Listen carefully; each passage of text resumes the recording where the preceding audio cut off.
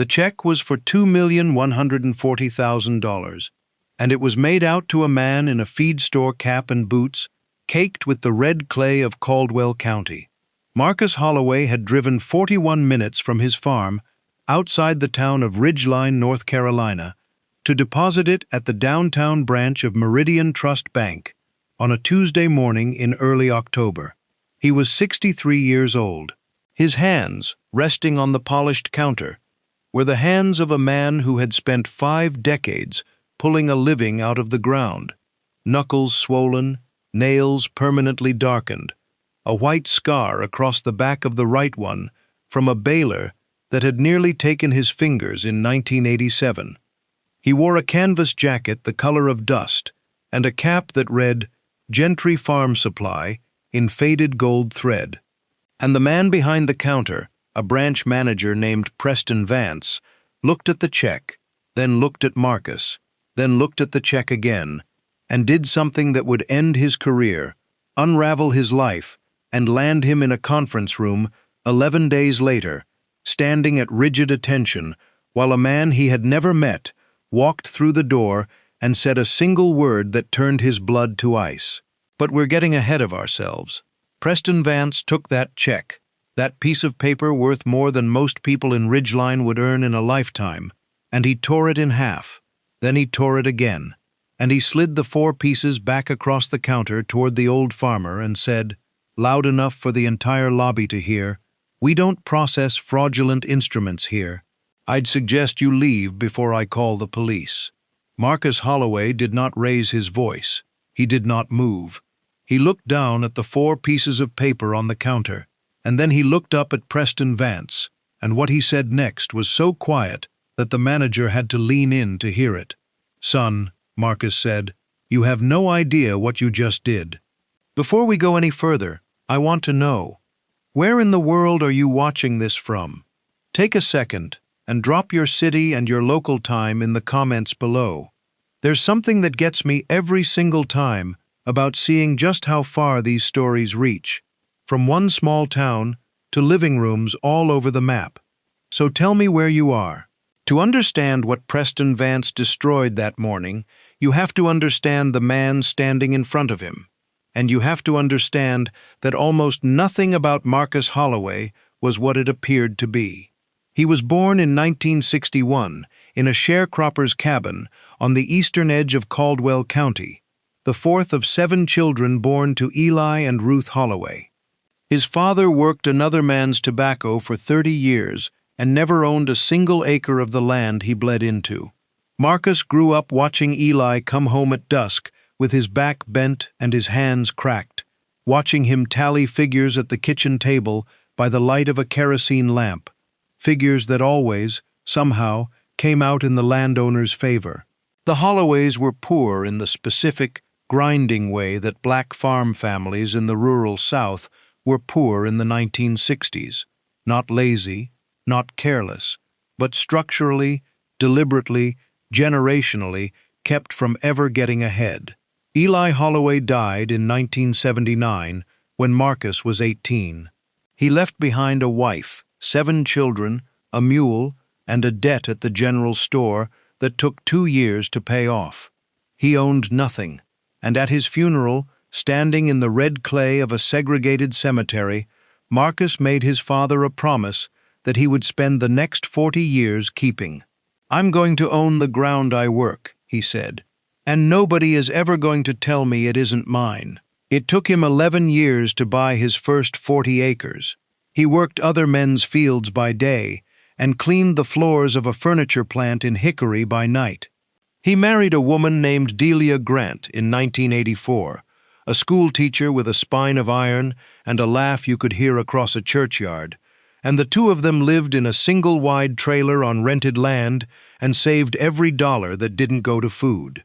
When the 40 acres came up for auction in 1990, an old dairy parcel gone to seed, Marcus bid on it with a paper bag full of cash and a bank loan he'd spent 2 years convincing a loan officer to approve. He got it for $31,000. That was the beginning. Over the next 3 decades, Marcus Holloway did something that almost nobody expected a black sharecropper's son with an 8th-grade formal education to do. He built an empire out of dirt. 40 acres became 120. 120 became 400. He planted soybeans and sweet corn, then diversified into cattle, then into a commercial hay operation that supplied horse farms across 3 counties. He was up before 4 every morning of his life. He read agricultural bulletins the way other men read scripture. He learned the futures markets. He learned irrigation engineering from a library book and a retired county extension agent named Walt Perkins, who became his closest friend. When the other farmers around him were going under in the farm crisis of the late 80s and early 90s, Marcus was buying their equipment at auction and hiring their sons. By the time he was 50, Marcus Holloway owned just under 1,900 acres of some of the most productive farmland in western North Carolina, free and clear, and he had never once, not one single time, walked into a bank looking like a man who owned 1,900 acres. That was the thing about Marcus. That was the thing that Preston Vance, and men like Preston Vance his whole life, never understood. He drove a 2009 Ford F-250 with 280,000 miles on it and a cracked windshield he kept meaning to fix. He wore the same style of canvas jacket he'd worn since 1985, buying a new one every few years from the same farm supply store when the old one wore through at the elbows. His boots were a working man's boots, resoled twice. He kept his money, and there was, by this point, an extraordinary amount of money, in land, in equipment, in cattle, in careful investments managed by a firm in Charlotte, and in a private banking relationship at an institution that most of the tellers at Meridian Trust had never heard of. He did not perform his wealth. He had watched wealthy men his entire childhood, and he had learned that the men who most needed you to know they had money were usually the ones with the least of it, and the least character to go with it. His wife Delia had passed in 2021, after 37 years of marriage, and the grief of it had settled into him like winter into the ground. They'd raised 2 children. Their daughter Simone was a corporate attorney in Atlanta. Their son Andre had followed his father into the operation and now ran the day-to-day of the farm, while Marcus stepped back into the role of the man who signs the checks and watches the horizon. And the check, that $2 million check that Preston Vance tore into 4 pieces, was not, as the manager assumed, some laughable forgery from a man who couldn't possibly have earned it. It was a legitimate payout from the sale of a 400-acre eastern parcel to a solar energy developer, a company called Piedmont Renewables, that was building one of the largest photovoltaic installations in the state. Marcus had negotiated the sale himself over the better part of a year. The check was drawn on a corporate account. It was as real as the clay on his boots. He had walked into the downtown Meridian Trust branch that morning for the simplest of reasons. It was the closest bank to the county register of deeds, where he'd just filed the final paperwork on the land transfer, and he wanted to get the check deposited before lunch.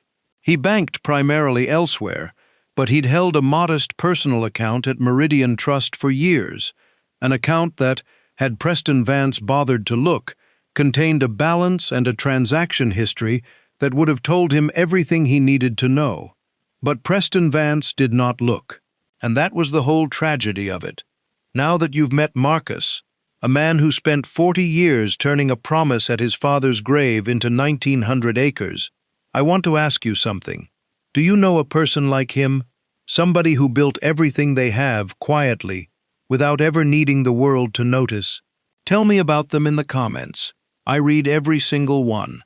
To be fair to the truth, because these stories only matter if we tell them honestly. Preston Vance was not a monster. He was something more ordinary and, in a way, more dangerous than a monster. He was a man who had learned to see the world through a very narrow window and had never once questioned whether the window was clean. Preston was 44 years old. He had managed the downtown branch of Meridian Trust for 6 years, and he had been passed over for a regional promotion twice. He wore suits that were a little too sharp for a small city branch manager, drove a leased German sedan he could not comfortably afford, and lived in a subdivision on the good side of Ridgeline with a wife who had recently started asking pointed questions about their finances. He was, in the private accounting of his own soul, a man who felt that life had not given him what he was owed, and men who feel they are owed something have a particular way of treating people they've decided are beneath them. He had also, in the 6 months prior, been personally reprimanded by his regional director after the branch processed 2 fraudulent checks in a single quarter, resulting in a combined loss of just over $90,000. The reprimand had been sharp, his bonus had been affected, and Preston Vance had walked out of that meeting with a new and consuming determination. He would never, ever be the manager who got burned by a bad check again. He would be vigilant. He would be the wall.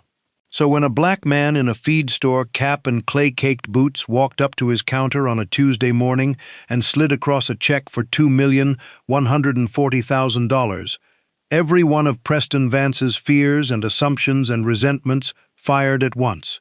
He did not see Marcus Holloway. He saw a problem. He saw the $90,000. He saw his lost bonus and his skeptical wife and his 2 missed promotions. And he saw, beneath all of it, in the part of himself he would later insist to investigators did not exist, a man he had already decided could not possibly be telling the truth, because men like that did not have $2 million. And he knew what men like that looked like. That was the sentence, though he would never say it aloud. He knew what men like that looked like. The teller who had first received Marcus, a young woman named Kayla Brennan, had actually done everything right. She had greeted him warmly. She had taken the check, seen the amount, and, following bank protocol for any deposit over $10,000, called her manager over rather than processing it herself. That was correct. That was exactly what she was supposed to do. Kayla Brennan would later become one of the most important witnesses in the entire affair, because she saw all of it, and because she was the only Meridian Trust employee that morning who treated Marcus Holloway like a human being. Preston Vance came out of his glass-walled office at the back of the branch with the specific brisk energy of a man who has decided to make an example of someone. He took the check from Kayla without a word. He looked at it. He looked at Marcus. And then he did something that Kayla would describe, weeks later, in a sworn statement, as the rudest thing I have ever personally witnessed in a customer service setting. He laughed. It was a short, sharp, disbelieving laugh, and it carried across the quiet morning lobby, and several other customers turned to look. Then Preston Vance held the check up between 2 fingers, at arm's length, as if it were something distasteful, and he said, "Sir, where did you get this?" Marcus, who had been spoken to in that tone by white men in positions of small authority for 6 decades, answered calmly, "I sold 400 acres of my land to a solar company. That's the payment. It's a corporate check. You can verify it with a phone call." 400 acres, Preston repeated, and the way he repeated it, slowly, with a little smile, made it clear he did not believe a word of it. "Your land." "My land," Marcus said. 1,900 acres in Caldwell County. Been farming it my whole life. "Uh-huh."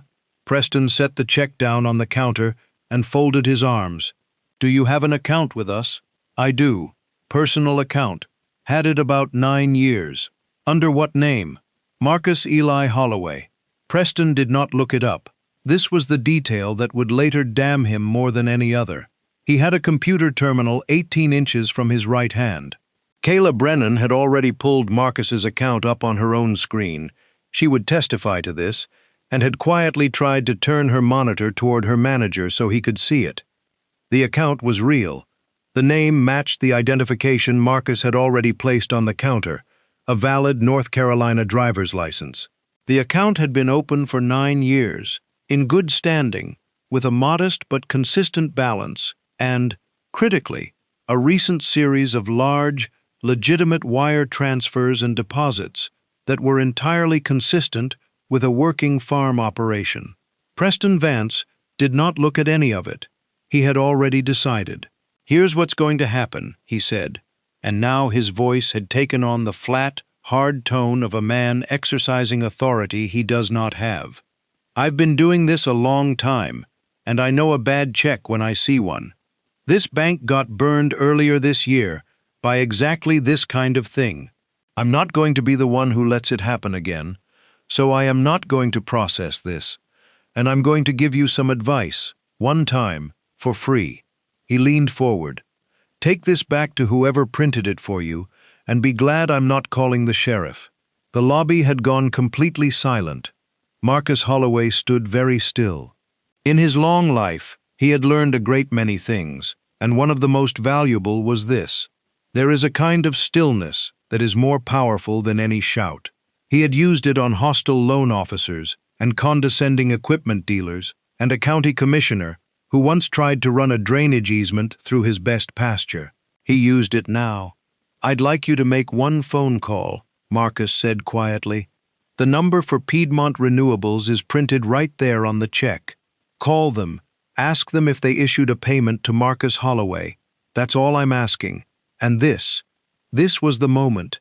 This was where Preston Vance could have stopped, where one phone call, 90 seconds of his time, would have prevented everything that followed. Kayla Brennan was already reaching for her phone. She had the number half-dialed. Preston Vance held up his hand to stop her. "I'm not wasting the bank's time on this," he said. And then he picked up the check, that $2 million check, the culmination of a year of negotiation and a lifetime of labor, and a promise made in a red clay cemetery in 1979. And he tore it in half, and then in half again, and he let the 4 pieces flutter down onto the counter in front of the old farmer. "We don't process fraudulent instruments here," he said. "I'd suggest you leave before I call the police." For a long moment, Marcus Holloway looked down at the 4 pieces of paper.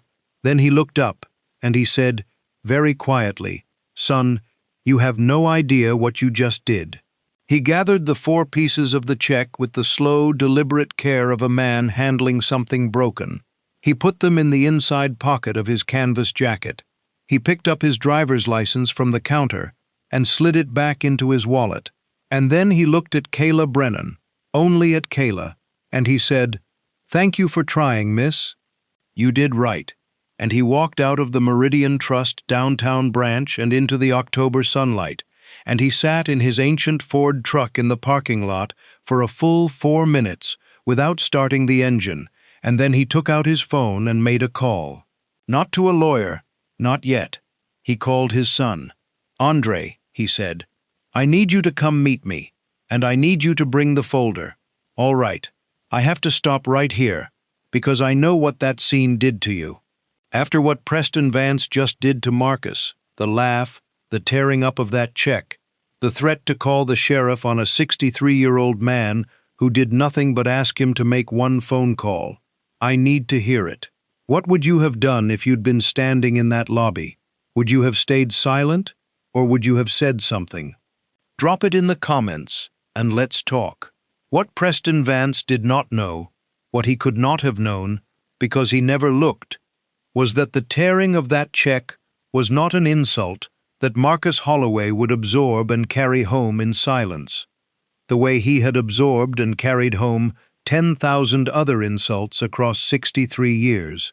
Something was different this time, and to understand why, you have to understand what that day already meant to Marcus before he ever walked into the bank. That morning, before he'd driven to the Register of Deeds, Marcus had gone to the cemetery. He had stood at his father's grave and at his wife's grave beside it now, and he had told them both that it was done. The land deal was closed. The solar company would build its panels on the Eastern 400, and the money from that sale was going to do something Marcus had been planning for 2 years, something he had told almost no one about. He was going to establish a foundation, a land trust and an agricultural fund, in his father's name, to help young black farmers in North Carolina buy their first acres. the thing that had been impossible for Eli Holloway, the thing that had taken Marcus 11 years and 2 jobs and a paper bag full of cash. He was going to make it a little less impossible for the next generation. That was what the $2 million was for. That was what Preston Vance had torn in half and called fraud. So when Marcus sat in his truck in that parking lot, the insult he was absorbing was not just an insult to himself. It was an insult to his father, to Eli Holloway, who had worked another man's tobacco for 30 years and died owning nothing. And Marcus Holloway decided, in those 4 silent minutes, that this particular insult was not going to be carried home and swallowed. Andre Holloway arrived 20 minutes later. He was 34, built like his father, with his mother's sharp eyes. He'd played football at North Carolina A&T and could have gone pro in the practical sense but had chosen the farm instead, and he ran it now with a laptop in one hand and a fence stretcher in the other. He climbed into the passenger seat of his father's truck, and Marcus told him what had happened, plainly, without heat. Andre did not take it plainly. Andre was furious. He tore it up. He physically tore up the check. Pop, we can sue them into the ground. That's discrimination. That's defamation. He called you a criminal in front of a room full of people. I know what it is, Marcus said. Slow down. We're going to do this right. We're not going to do it angry. This was the difference between the two of them, and it was the difference that made the Holloway operation work. Andre had the fire. Marcus had the patience. And what Marcus understood, what he'd learned across a lifetime of dealing with men who held small power and used it badly, was that anger makes you sloppy, and sloppy loses. The way you win against a man like Preston Vance is not by matching his heat. It's by being so calm, so documented, so completely and unassailably in the right, that when the reckoning comes, there is nothing left for him to stand on. The folder, Marcus said. You bring it? Andre handed it over. It was a plain manila folder, and inside it was every document related to the Piedmont Renewables sale, the purchase agreement, the closing documents, the deed transfer, the corporate resolution authorizing the payment, and the wire confirmation from Piedmont's bank showing that the $2,140,000 check had been issued against fully available funds. Everything, every piece of paper that proved, beyond the shadow of any doubt, that the check Preston Vance had torn up was as real as the sun. Marcus looked through it slowly. Then he took out the 4 torn pieces of the check and laid them on top of the folder, fitting them back together on his knee like a puzzle. Here's what we're going to do, he said. First, I'm going to call Piedmont and have them stop payment on this one and cut a new one. That's just cleanup. That money's fine. Second, you're going to call your sister. Andre blinked. Simone? Your sister, Marcus said, is a corporate attorney who has spent 12 years suing companies that do exactly this kind of thing. I raised a lawyer, son. Might as well use her. A thin smile crossed his weathered face for the first time all day. And third, I want to find out who that young man's boss is. Because I'll tell you something I learned a long time ago. A man like that, who tears up a check without making a phone call, who threatens an old man with the sheriff, he doesn't just do that once. He's done it before. And a bank that lets him keep doing it has a problem a whole lot bigger than one torn check. He was right. He was more right than he knew. Because unbeknownst to Marcus Holloway, and unbeknownst to Andre, the man whose name was going to matter most in this entire story was not a lawyer, and was not Preston Vance, and was not anyone the Holloways had yet mentioned.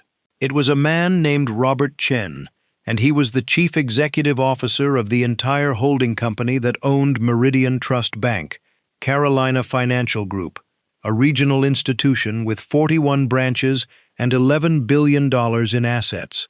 And Robert Chen had, 3 months earlier, personally launched a company-wide initiative to root out exactly the kind of discriminatory treatment that Preston Vance had just displayed.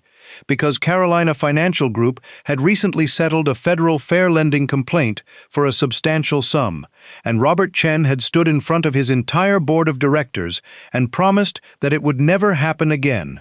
Marcus Holloway did not know Robert Chen, but Robert Chen was about to learn the name Marcus Holloway, and the connection between the torn check in a small city branch and the office of a man who ran an $11 billion company was going to close with the force of a trap.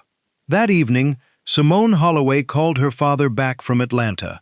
She had listened to Andre's furious voicemail, and then she had called the farm, and Marcus had walked her through the entire thing in his calm, deliberate way. And Simone, who was, in her own professional sphere, every bit as formidable as her father was in his, had gone very quiet on the other end of the line. "Daddy," she said finally, "I want to make sure I understand. He didn't look at your account. He didn't call the company. He didn't call a supervisor. He just decided, looked at you, and tore it up. That's right. In front of witnesses. Whole lobby full. And the teller, the young woman, she tried to stop him. She did. Kayla, good girl, tried to hand him my account, tried to call the company. He waved her off. There was a pause, and then Simone Holloway said something that her father would remember for the rest of his life. "Daddy, I have been doing this work for 12 years. I have sued banks and insurance companies and hospital systems, and I want to tell you something, as your daughter and as a lawyer at the same time." Her voice was steady. "You didn't do anything wrong today, not one thing. The only thing you did was be a black man in work clothes, with a check that a small man decided you couldn't possibly deserve. That's it. That's the whole case, and it is one of the cleanest cases I have ever seen in my career. We are going to be very, very careful and very, very calm, and we are going to make sure that this man and the bank that empowered him understand exactly what they did." Marcus was quiet for a moment. Then he said, "Your granddaddy would have liked you, Simone." "I know, Daddy," she said, and her voice caught just slightly. "You tell me that every time. Now let's go to work." Right now, Marcus and his children are sitting down to plan their next move, a move that is going to change everything. But before I tell you what Simone Holloway did first, I want to hear from you. If it were your father who'd been treated like that, and you had every document, every witness, and the law on your side, what would your first move be? Would you go straight to a lawsuit, or would you do something else first? Tell me in the comments, and then let's see if it matches what she actually did. What Simone Holloway did first was not file a lawsuit. This surprised Andre, who wanted blood. But Simone understood something about leverage that her brother, with all his fire, did not yet fully grasp. A lawsuit filed on day one is a lawsuit that lands on the desk of the bank's outside counsel, gets assigned a case number, and disappears into a slow machine of motions and delays for 18 months. That was not what she wanted. What she wanted was for the right person inside Carolina Financial Group to understand, personally and immediately, exactly what had happened in their downtown Ridgeline branch, before the machinery of institutional defense could wrap itself around it. So the first thing Simone did was request the video. Under North Carolina law, and under the bank's own policies, a customer who has been involved in an incident at a branch has certain rights to request preservation of any recordings. Simone sent a formal letter on her law firm's letterhead, which was a well-known Atlanta firm whose name carried weight, to the branch, to the regional office, and to the office of the General Counsel of Carolina Financial Group. The letter did not threaten. It did not rage.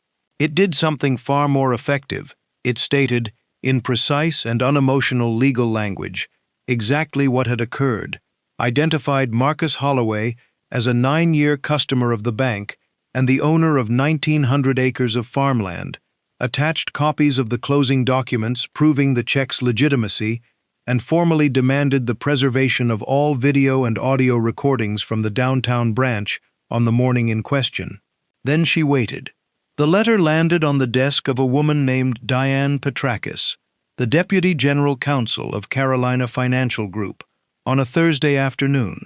Diane Petrakis had spent the better part of the previous year helping to negotiate the settlement of the federal fair lending complaint that had so badly damaged the company. She read Simone Holloway's letter twice. Then she pulled the security footage from the downtown Ridgeline branch herself, because something in the letter's calm, surgical precision told her that this was not a nuisance complaint. This was a lawyer who knew exactly what she had. Diane Petrakis watched the footage. She watched Marcus Holloway walk up to the counter. She watched Kayla Brennan greet him warmly and call her manager. She watched Preston Vance emerge from his office. She watched him laugh. She could see it, even without audio, the sharp, dismissive laugh, the customers turning to look. She watched him hold the check up at arm's length. She watched him fold his arms. She watched Kayla Brennan try to turn her monitor toward him and try to reach for her phone, and she watched Preston Vance wave her off. And then she watched Preston Vance tear a $2 million check into 4 pieces and let them fall onto the counter in front of a 63-year-old man. And then she watched that old man gather the pieces with terrible dignity, thank the young teller, and walk out. Diane Petrakis sat back in her chair. She was a veteran litigator. She had seen a great many things, and she knew, watching that footage, that she was looking at a catastrophe for the bank. But she also knew, in the same moment, that she was looking at something that her CEO had specifically, explicitly, personally told the entire company he wanted to know about the instant it happened. She picked up her phone and called Robert Chen's office directly. "I need 15 minutes with him today," she told the assistant. "Tell him it's a branch incident. Tell him it's the exact thing he told the board would never happen again, and tell him he needs to watch a video." Robert Chen watched the video that same afternoon, in his office on the top floor of the Carolina Financial Group building in Charlotte. He watched it in complete silence. Diane Petrakis sat across from him and said nothing while it played. When it was over, Robert Chen was quiet for a long moment. And then he asked one question. "Did anyone in that branch stop him?" "One person tried," Diane said. "The teller, Kayla Brennan. She tried to show him the customer's account, and she tried to call the company that issued the check. He overruled her." Robert Chen nodded slowly. "And the manager, Preston Vance. What's his history?" "That's the part you're not going to like," Diane said. She opened a folder. "He was reprimanded 6 months ago for processing 2 fraudulent checks. Since then, his branch has had the highest rate of held and rejected deposits in the entire company, 3 times the average." She paused.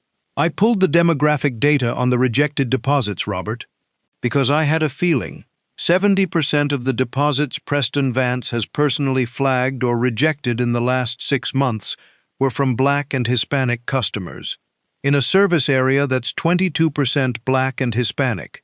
The room went very still. Robert Chen was not a man who raised his voice. He had built his career on a reputation for calm, for deliberation, for never being the loudest person in the room.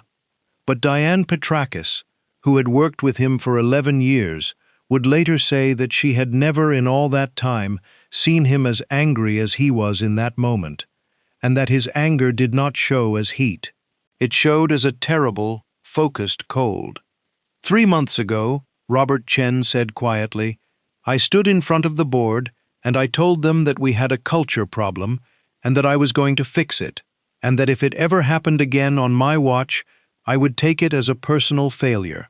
He looked at the frozen image on the screen, the old farmer, gathering the 4 pieces of his torn check. "What's his name?" "The customer. Marcus Holloway." "Marcus Holloway," Robert Chen repeated. "And he owns 1,900 acres. Free and clear.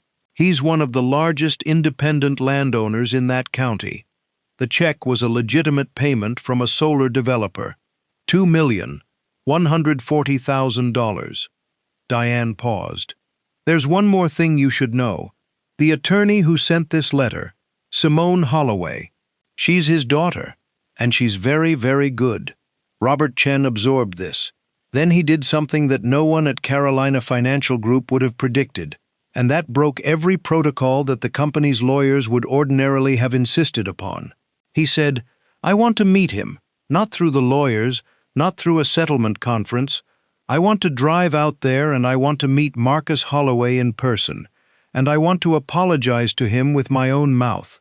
And Diane, I want Preston Vance in a room when I do it." Diane Petrakis opened her mouth to object. Every instinct of a general counsel screamed against a CEO personally inserting himself into a matter with clear litigation exposure, and then she closed it again, because she had watched the same video he had, and because some things, she understood, mattered more than litigation strategy. "I'll set it up," she said. Marcus Holloway's voice, a voice that men like Preston Vance had spent 63 years assuming didn't matter, was about to be heard in a way he never could have imagined. "But before we get to that room, I want to ask you something real. Have you ever had a moment where you stood your ground, stayed calm, and let the truth do the work, and watched it finally come out? I know somebody watching right now needs to hear your story. Share it in the comments below." 11 days after Preston Vance tore up the check, a meeting was convened in the largest conference room at the Carolina Financial Group regional office in Hickory, North Carolina, 20 minutes from the Holloway farm. Preston Vance had been told to attend. He had not been told why. In the 11 days since the incident, he had convinced himself that it had blown over. The old man had left. No lawsuit had been filed that Preston knew of.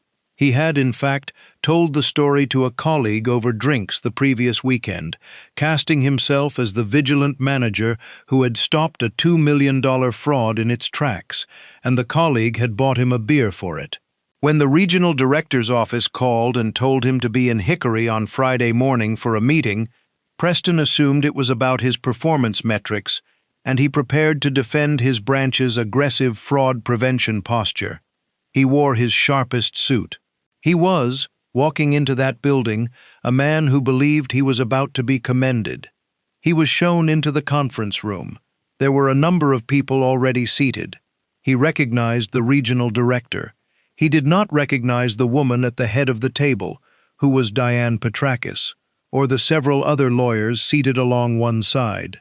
And he did not recognize the two men seated on the far side of the table, an older black man in a clean but plain jacket, and a younger black man beside him, and a black woman in an immaculate charcoal suit, whom he had never seen before, but who was, in fact, Simone Holloway.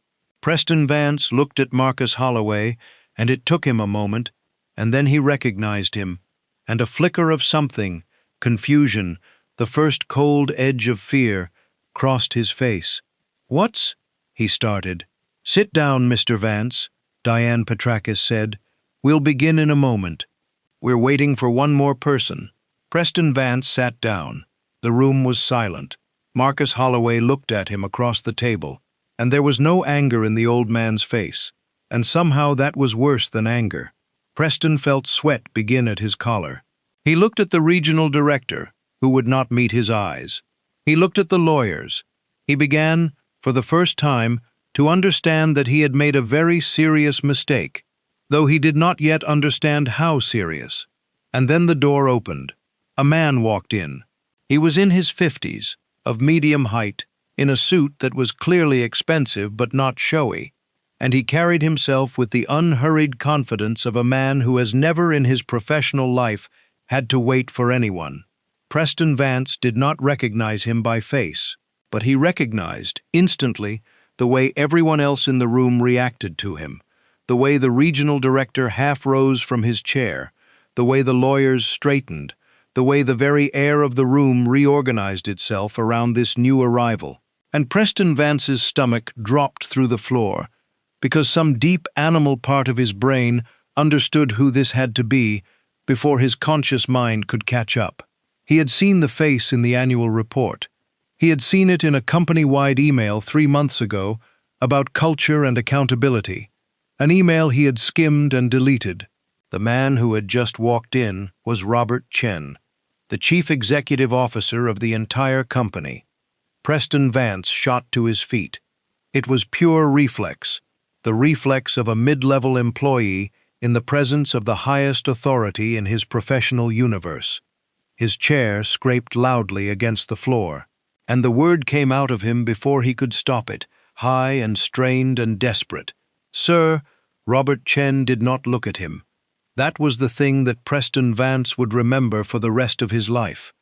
The CEO of Carolina Financial Group walked into that room, and the branch manager leapt to his feet and cried out, "Sir," and Robert Chen did not so much as glance in his direction. He walked the length of the conference room to the far side of the table, and he stopped in front of the old farmer in the plain jacket, and he extended his hand. "Mr. Holloway," Robert Chen said, "my name is Robert Chen. I'm the chief executive of this company. Thank you for agreeing to see me. I asked to meet you in person because what was done to you was done in my company's name, and I did not think it should be apologized for by anyone but me."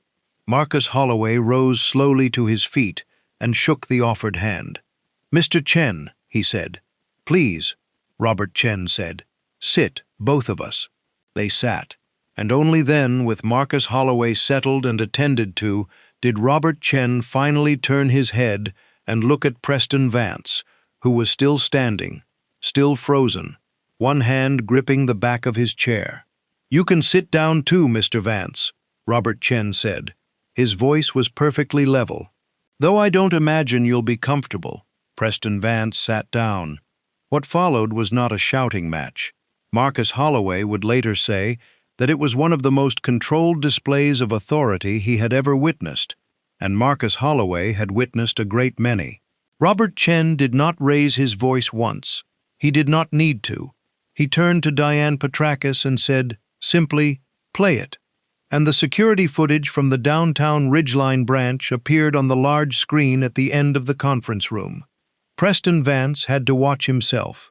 He had to sit in that room, in his sharpest suit, in front of the CEO of his company and the old man he had humiliated and the old man's daughter who happened to be a lawyer, and watch himself laugh, watch himself hold the check at arm's length, watch himself wave off Kayla Brennan when she tried to show him the account and tried to reach for the phone, watch himself tear the check into 4 pieces and let them fall. There was no audio, but there did not need to be. The pictures were enough. The whole terrible sequence played out in silence in that silent room, and every person watched it, and Preston Vance watched it too, and his face went from red to gray. When it was over, Robert Chen let the silence sit for a moment. Then he spoke.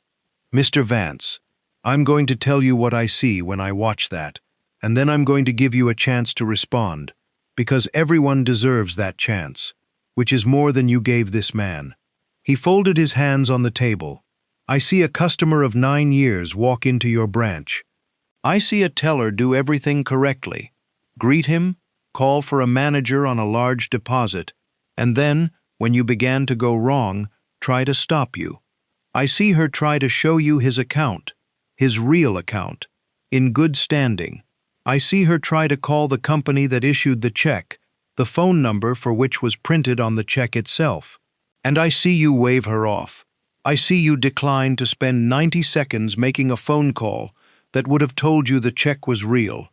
And I see you tear up $2 million of another man's money and threaten to call the police on him." Robert Chen paused. "Now, tell me why." Preston Vance's mouth opened and closed, and what came out, when it finally came, was the most revealing thing he could possibly have said, because it was the truth of what he'd been thinking, and he was too frightened and too cornered to dress it up. "Sir, the branch got burned earlier this year, $90,000 in bad checks. I was reprimanded. I was trying to protect I saw the amount, and I saw—" He stopped. He had been about to say it. "And I saw the man," and everyone in the room heard the shape of the sentence he did not finish, the sentence that had been the real reason all along. "You saw the man," Robert Chen finished for him, quietly. "Go on.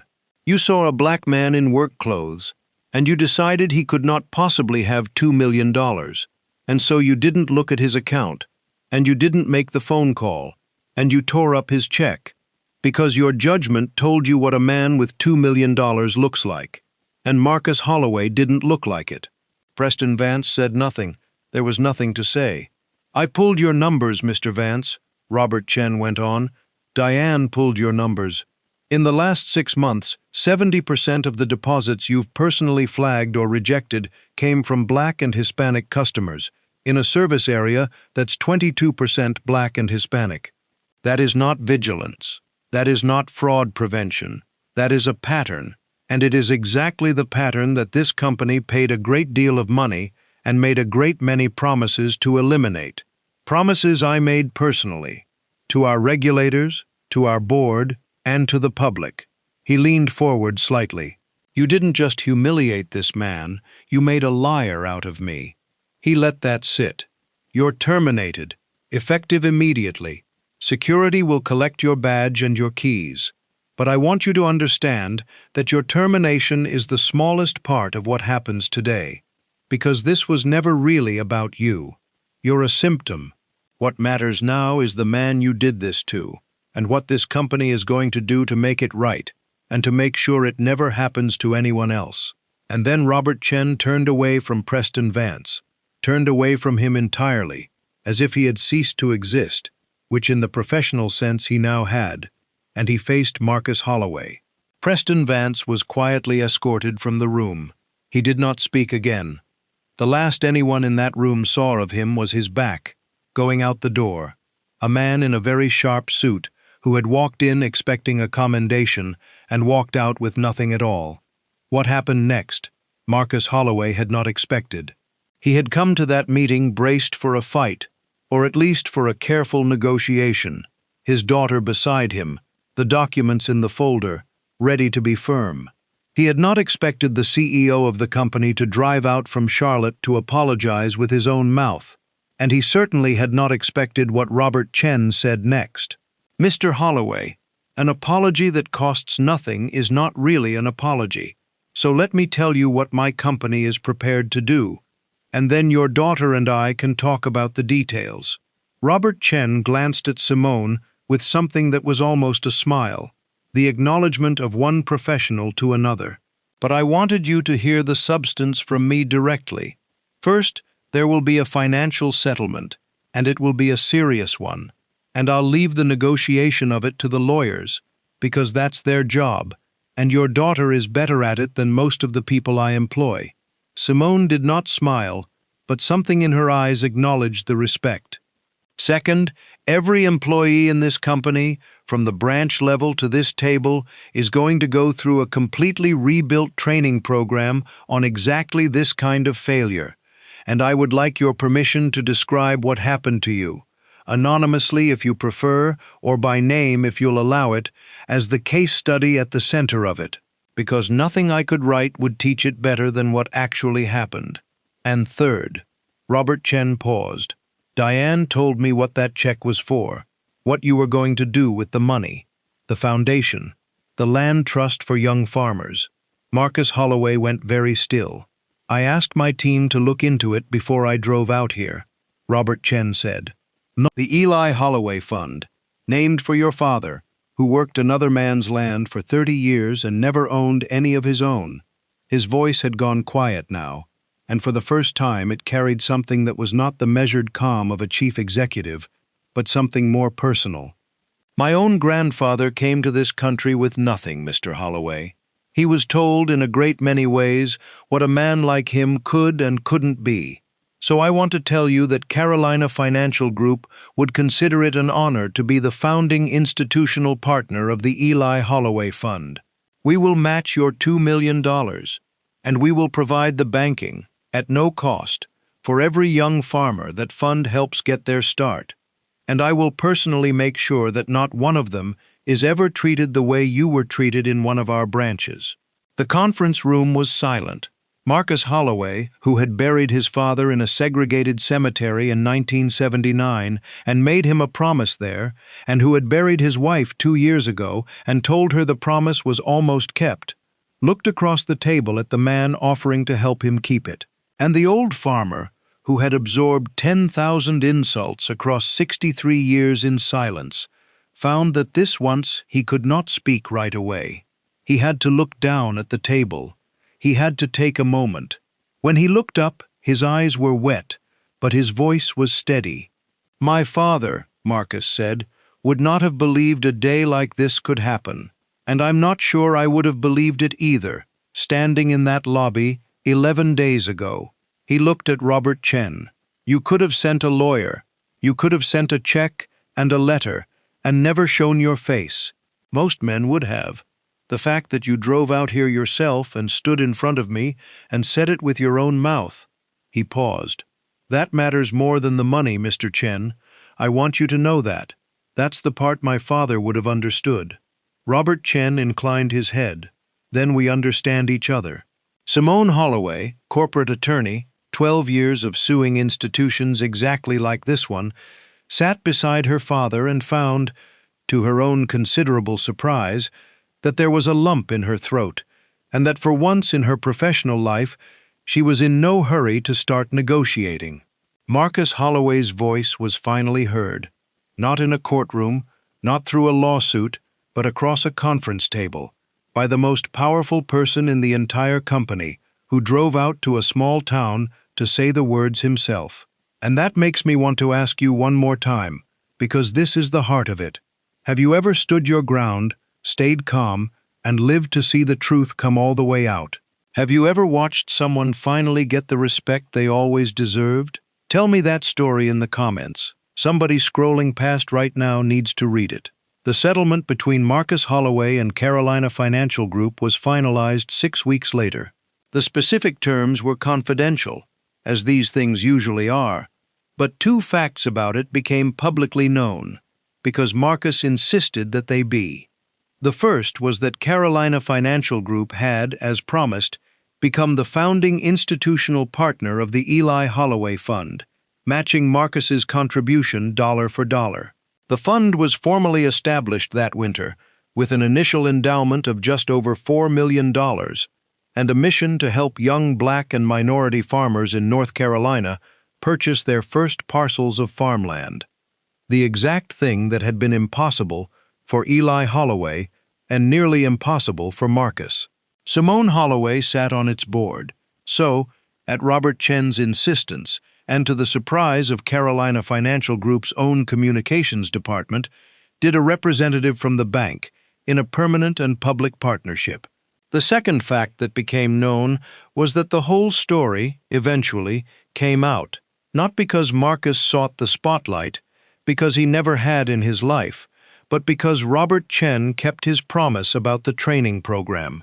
Carolina Financial Group built an entire company-wide training curriculum around what had happened in the downtown Ridgeline branch, and Marcus Holloway, after long thought and a conversation with his son and daughter at the kitchen table, gave his permission to be named in it. He decided that his father's name, and his own, could do more good spoken aloud than kept quiet. The case study was taught to every one of Carolina Financial Group's employees, and then, when other banks heard about it, it began to be taught elsewhere too. A version of it eventually appeared in a trade publication, and then in a larger newspaper, and the story of the bank manager who tore up a black farmer's $2 million check, and the CEO who drove out to apologize in person, traveled a great deal farther than the town of Ridgeline. Kayla Brennan, the teller who had done everything right, did not go unnoticed. Robert Chen had watched her on that footage too. She was promoted, twice within 18 months, and became one of the youngest branch managers in the company, of the very branch where the incident had occurred. Marcus Holloway kept his personal account there, and he made a point, every so often, of coming in to make a deposit in person, just to say hello to her. She always came out from her office to shake his hand. As for Preston Vance, the playbook of these stories usually demands that we watch the antagonist's complete destruction, and it is tempting to tell you that Preston Vance lost everything: the house in the good subdivision, the leased German sedan, the skeptical wife. And it is true that his firing was public within his industry, and that he did not find comparable work in banking again, and that the life he had been performing, the life of the sharp suits and the sedan he couldn't afford, came apart in the following year. That much is true, and there is a kind of justice in it. But Marcus Holloway, who was a more thoughtful man than the stories usually allow their heroes to be, asked about him once, months later. He asked Robert Chen, at a board meeting of the Eli Holloway Fund, whatever had become of the man who tore up his check. And Robert Chen told him what he knew: the firing, the house, the difficulty finding work. And Marcus was quiet for a while. "I don't wish that on him," Marcus said finally. "I'll tell you the truth. I don't. I wanted him to be held to account, and he was. And that's right. But I've known men like him my whole life, and I've come to understand something about them." He looked out the window. A man doesn't tear up a check like that because he's evil. He does it because somewhere along the way, somebody taught him what a rich man looks like and what a poor man looks like, and he never once thought to question it. And then he built his whole idea of himself on top of that. He was protecting something. It just wasn't the bank. Marcus turned back. "I hope he learns, that's all. I hope somewhere down the line, someday, he thinks about that morning and he learns. Because a lesson that doesn't change you is just a punishment. And I've had enough of punishment in this world. I'd rather have the change." Robert Chen looked at the old farmer for a long moment, and then he said, "My grandfather would have liked you, Mr. Holloway." "Funny," Marcus said, and a slow smile crossed his weathered face. "My daughter says the same thing about your board. Today, if you drive out to Caldwell County, North Carolina, past the Register of Deeds and out along the county roads where the land opens up into fields, you will come eventually to the Holloway farm. 1,900 acres now, minus the 400 where the solar panels tilt toward the sun and generate power for 40,000 homes, and where a small bronze plaque at the entrance road reads, "The Eli Holloway Memorial Parcel." Andre runs the day-to-day. Simone comes up from Atlanta on the weekends more than she used to. And Marcus Holloway, who is 65 now, still rises before 4 every morning of his life, because a man doesn't stop being who he is, just because the world finally noticed. The Eli Holloway Fund has, as of this telling, helped 19 young farmers buy their first land, 19 families who own the ground they work, and whom no one will ever be able to tell that it isn't theirs. Marcus meets every single one of them personally. He drives out in his old Ford truck with the 280,000 miles and the windshield he finally did get around to fixing, and he stands with them on their new land, and he tells them about his father. And sometimes, when the young farmer is nervous, or feels small, or is worried they don't belong, because so many of them have been made to feel that way, in banks and in offices, and in 100 small rooms where someone decided what a person like them could and couldn't be. Marcus Holloway tells them the story of the day a man tore his check into 4 pieces and called him a fraud. And he tells them how he stood still, and how he stayed calm, and how the truth, in the end, came all the way out. "Don't ever let a small man in a big chair tell you who you are," he says to them. "Stand still. Keep your papers in order. Tell the truth and let it do the work. And remember that the ones who most need you to know they've got power are usually the ones with the least of it. The real thing doesn't have to raise its voice." Then he shakes their hand, the way Caleb Brennan shakes his, and he gets back in his truck, and he drives home along the county roads to the land his father never got to own, the land that is his, free and clear, that nobody will ever take from him. Every person has a story they've never been able to tell. Marcus Holloway spent 63 years being handed insults he was expected to swallow in silence.